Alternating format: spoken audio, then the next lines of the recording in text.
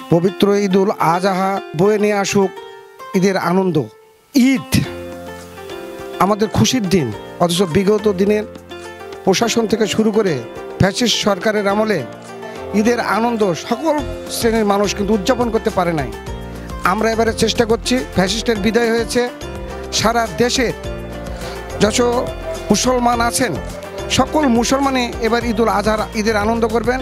অনুরূপভাবে বাগমারাবাসী যেন সুষ্ঠু সুন্দরভাবে ঈদ আনন্দ উপভোগ করতে পারেন, যার জন্য সকল শ্রেণী অর্থাৎ সকল কৃষিজীবী, সকল পেশাজীবী, সকল মৎস্যজীবী, এক কথায় সকল স্তরের লোকজনের সঙ্গে কুশলাদি বিনিময় করছি এবং তারা যে কুরবানি কিনছেন তাদেরকে পাশে থেকে তাদের সঙ্গে আনন্দ ভাগাভাগি করার চেষ্টা করছি।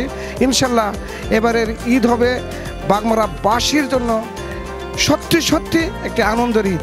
ঈদ মোবারক, ঈদ মোবারক, ঈদ মোবারক।